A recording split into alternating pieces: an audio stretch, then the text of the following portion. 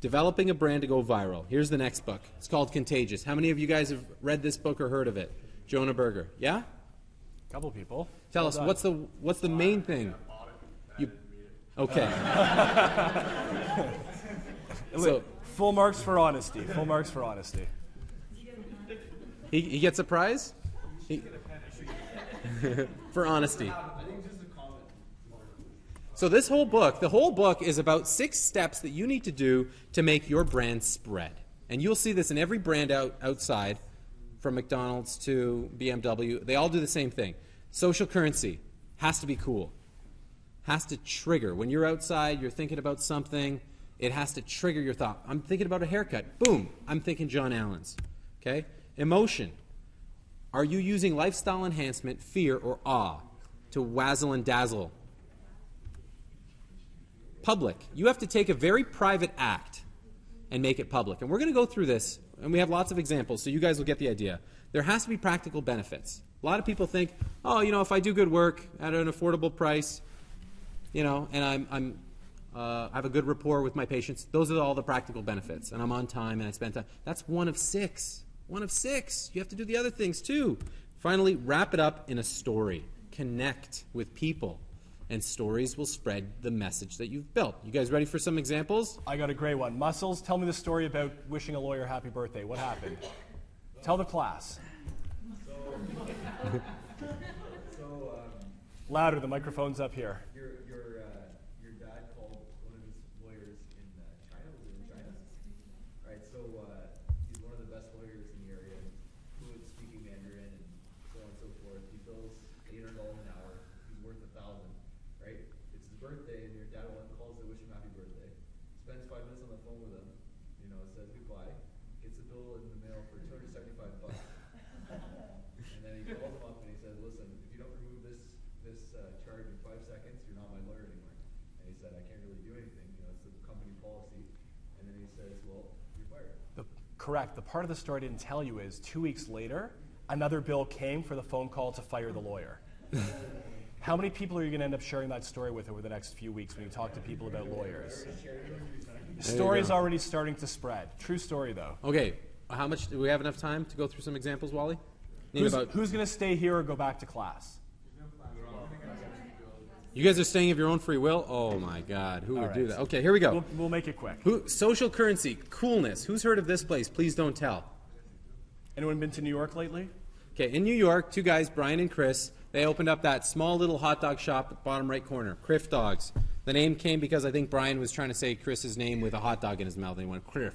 So that's how the name came. Anyways, they have a liquor license, and they thought, well, there's so many bars in the area. How are we going to get people to come here?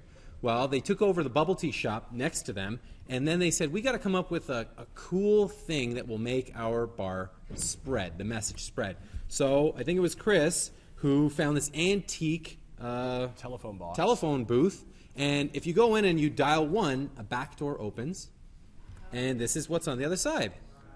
By the way, when all of you guys are very successful and the people who've left early are not, you will trace it back to leaving today's presentation early. You will trace it back to today. So, coolness. Guess how much advertising they do?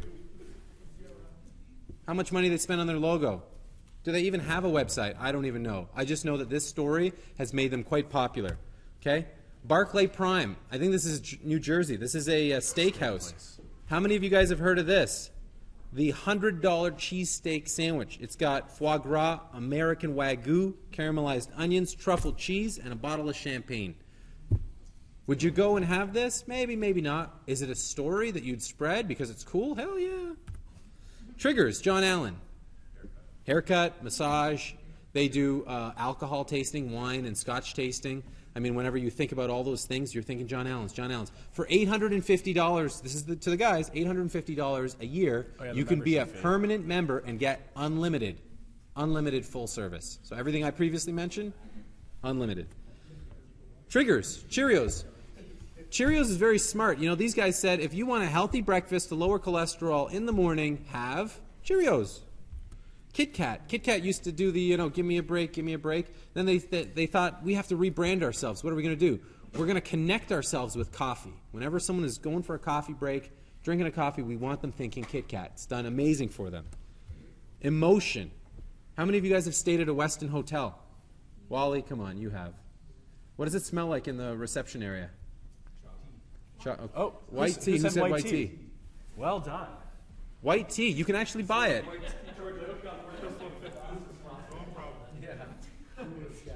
So when you walk in, you could have the worst day of your life, but as long as you, it just makes you feel so good. White tea. Groupon. How many of you guys know Groupon? What is the emotion that they're using? Group. It's the fear of missing out on a deal in a very short period of time. They're using that to hook you. Emotion, BMWs. It's full of emotion. Dos Equis, if you want to be the most interesting man and drink this beer and hang out with these ladies, you have to drink that beer. It's actually Michael's father in the commercials. Okay. Emotion. How many of you guys have seen this one? Who hasn't seen this? Somebody explain it to her. It's the epic split, right? See, that's it. Yeah, it's pretty cool. Somebody made a parody video of him doing it in space. Have you seen the space parody video? It's quite funny too. Okay, taking a private act and making it public. How many of you guys know Sean T's Insanity? Yeah. David's been doing it. You can tell. David, show him the six-pack. I'm on day 2. Okay. So the idea is, if you finish their 60-day program, you can submit your results and get a T-shirt. Now you're walking around with this T-shirt that says Insanity. You've done it. You're taking the private act of working out in your basement and making it public. Movember. All of a sudden, growing a mustache means something. Or wearing a band. Or where you shop. Everyone's walking out and you're carrying bags with somebody's brand logos on them. Now everybody knows that the private act of shopping is now a public phenomenon. Practical benefits. Westin Hotel. What are the practical benefits of sleeping in this bed? This bed here. Soft. It's terrific. Do you know that the hotels about, I'd say 10 years ago, were battling with each other over upgraded bedding, linens, who had the best count in terms of thread count, who was using Egyptian cotton, how many pillows, what was the plush. And, I think Radisson had, some contraption you could press to make it harder or softer. What's your sleep number? It was a huge deal because they picked up on the idea that if you get a good night's sleep, that's going to spread, and they're going to sell that. Okay, back to Insanity. David, I didn't know they had your picture there. That's good for you. Okay, so the idea is you don't need any equipment. You just do it all in your basement, and guess how long it takes? Half an hour to an hour. Practical benefits, right? And you just pay $140 for the set of CDs, and away you go. What's the practical benefit that McDonald's offers? Fast, yeah? Fast. Yeah. Where is it? Everywhere. You guys saw that commercial where the guy was going out talking to people who didn't speak English, and he was asking them, where is? And they're like, no, I don't speak English. And then he said, McDonald's? And they're like, yeah. Everybody knows. Subway. How many of you guys know him? Do you know that he lost something like 245 pounds by eating 6-inch turkey subs, hold the mayo, and baked chips? And since he lost that weight, he's become their spokesperson, made $15 million, has tripled their sales, and what a story, right? That's all. It's a great story to spread. Jared, how many of you guys have seen this YouTube commercial for Dove? The women have. The guys, how many guys have not seen this? Okay, so do the women want to explain what this is all about? Very smart.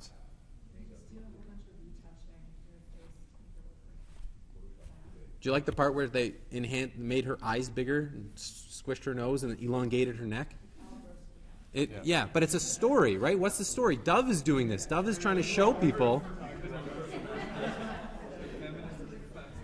Dove is trying to show people about inner beauty. Natural beauty. Yeah. Tons of stories about Steve Jobs. George had his laptop. Did you know that the plugs are magnetic for a reason? Why? You know where that idea came from? Yes, but do you know where he got the idea from? Japanese rice cookers. Wouldn't that be brutal? You trip on a cable and the whole thing. But stories spread. Okay, we're at the final phase. You know now that you have to niche your dental practice when you're out there. You now know how to develop a brand strategy using 6 steps to make it spread. Then what you do is you take your brand and you put it in the hands of 3 types of people, and that's what this book is all about. How many of you guys have heard of Malcolm Gladwell? Yeah? Smart guy. I think he's from Toronto, right? He wrote a book. It was called Outliers. How many of you read Outliers? You got to get this book. I mean, my son is born in January because of that book. True story. He actually analyzed NHL players, and he found that most of them are born January, February, and March. Why?